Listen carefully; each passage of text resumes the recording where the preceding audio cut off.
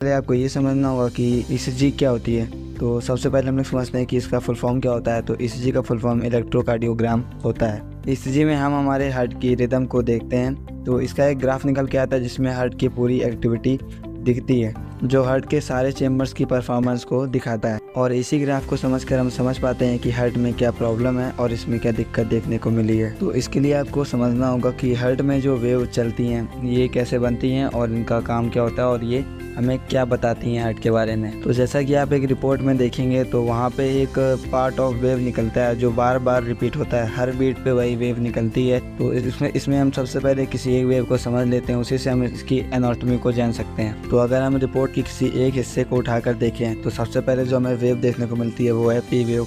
तो P wave के बारे में डिटेल से समझते हैं। तो जो हमारी पी वेव है ये आर्टिकल डीपोलराइजेशन की वजह से बनती है, यानी कि जब हमारा ब्लड आर्टरियम में आता है तो पी वेव का निर्माण होता है। यानी कि अगर हमें कोई पी वेव में समस्या देखने को मिल रही है इसका मतलब वो आर्टरियम से जुड़ी समस्या है। इसके बाद आता है हमारा क्यूआरएस कॉम्प्लेक्स। तो जो हमारा क्यूआरएस कॉम्प्लेक्स है ये वेंट्रिकल डीपोलराइजेशन की वजह से बनता है, यानी कि जब हमारा ब्लड आर्टरियम से वेंट्रिकल में आता है तो जो उसकी मसल्स मूवमेंट होता है तो उसकी वजह से हमारा क्यूआरएस कॉम्प्लेक्स बनता है। और लास्ट में हमारे टी वेव, यानी कि जब हमारा वेंट्रिकल दोबारा ब्लड को फेंकता है तो जब वो सिकुड़ता है तो उससे हमारी टी वेव निकलती है जिसको हम लोग बोलते हैं वेंट्रिकल डीपोलराइजेशन। तो ईसीजी की वेव्स की बात करने के बाद हम लोग बात करते हैं हार्ट रेट की। तो हार्ट रेट हमारी नॉर्मली 60 से 100 के बीच में होती है, लेकिन अगर ये 100 के ऊपर जा रही है तो इसको हम लोग टेकीकार्डिया कहते हैं, और अगर ये बीट जो है 60 के नीचे जा रही है तो इसको हम लोग ब्रेडिकार्डिया कहते हैं। तो हम लोग देखते हैं कि ईसीजी में हम लोग हार्ट रेट को कैसे काउंट करते हैं। तो वेव्स के बारे में आपने पढ़ाई है तो आप ये देख सकते हैं कि इसमें आर वेव्स और एक आर वेव्स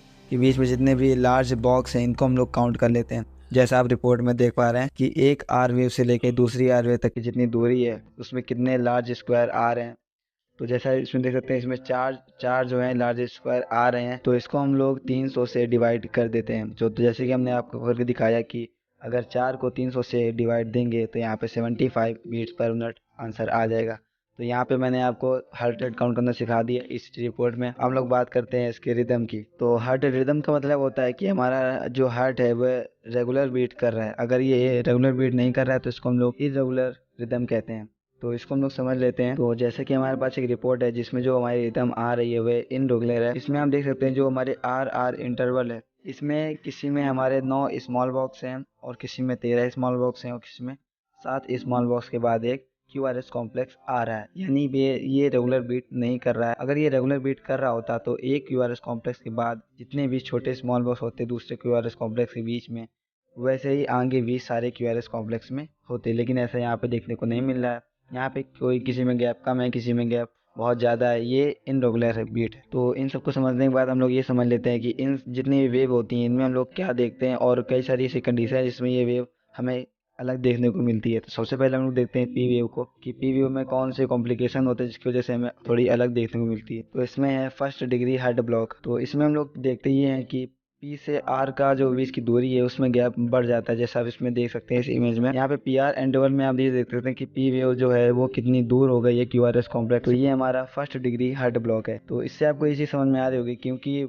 जो हमारी पी वेव है वो आरटीएम के डीपोलराइजेशन से निकलती है। तो इसका मतलब जो हमारा आरटीएम वो ठीक से काम नहीं कर रहा है, तो इसको हम लोग फर्स्ट डिग्री हार्ट ब्लॉक बोलते हैं। सेकंड है हमारा सेकंड डिग्री हार्ट ब्लॉक। इसमें हम ये लोग आप ये देख सकते हैं जो हमारी पी वेव है वो लॉन्ग तो हो गई है पीएल, यानी जो हमारा पी आर इंटरवल है वो लार्ज हो गया है, लेकिन यहाँ पे वो धीरे धीरे बढ़ता जा रहा है। जैसा आप इस सब में देख सकते हैं जो सबसे पहला जो हमारा क्यूआरएस कॉम्प्लेक्स है इसमें हमारे 4 स्मॉल जो स्क्वायर है वो है, और आगे वाले में ये 6 हो गए और जो आगे वाले उससे 7 हो गए, यानी धीरे धीरे इसकी जो दूरी है वो बढ़ रही है। तो इसको हम लोग सेकंड डिग्री हार्ट ब्लॉक कहते हैं। पी वेव के बाद हम लोग बात करेंगे क्यूआरएस कॉम्प्लेक्स की। इसमें सबसे जो पहली हमारी समस्या है वो है लेफ्ट बंडल ब्रांच ब्लॉक।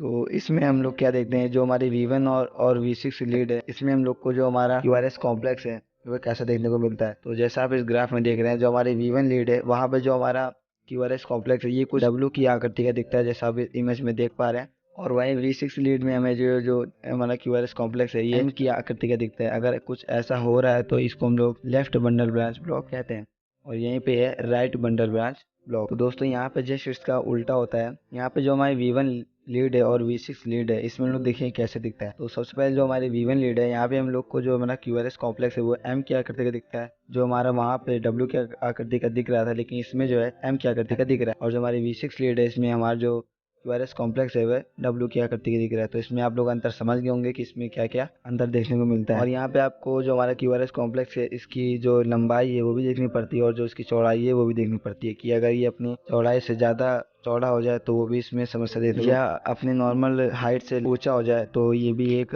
दिक्कत बन सकती है। इसके बाद कुछ हम लोग अपनी क्यू वेव को भी समझ लेते हैं। तो अगर क्यू वेव हमारी जो ज़्यादा डाउन मार गई है, काफ़ी ज़्यादा नीचे आ गई है, तो ये भी एक समस्या हो सकती है। तो QRS कॉम्प्लेक्स को समझने के बाद हम लोग समझते हैं ST सेगमेंट को, यानी ST इंटरवल को। तो ST सेगमेंट में आप सबसे पहले हम लोग देखते हैं जिसका नाम है ST इलेवेशन। ये एक समस्या है जो मायोकार्डियल इन्फेक्शन की वजह से होती है। तो इसमें हम देख सकते हैं जो हमारी S वेव है पूरी बन नहीं पाई है और तुरंत से T वेव आ गई है, जैसा इसमें इमेज में देख पा रहे हैं। तो ST सेगमेंट को देखने के बाद हम लोग समझते हैं T वेव के बारे में। तो T वेव में हम देख सकते हैं जो हमारी T वेव है वो अगर काफ़ी ज़्यादा टॉल हो जाए या तो उसकी ऊंचाई काफ़ी ज़्यादा बढ़ जाए तो वह हाइपर कैल्सीमिया का एक संकेत हो सकता है। और इसके अलावा है T वेव इन्वर्सन, यानी इसमें जो हमारी टी वेव है वो ऊपर की तरफ को ना उठ के जस्ट अपोजिट नीचे की तरफ को उठ जाती है, नीचे की तरफ को झुक जाती है, तो इसको हम लोग कहते हैं टी वेव इन्वर्सन। तो फ्रेंड, आपको सारी वेव समझ में आ गई होंगी। तो आज की इस वीडियो में इतना ही था, मिलते हैं अगले वीडियो में।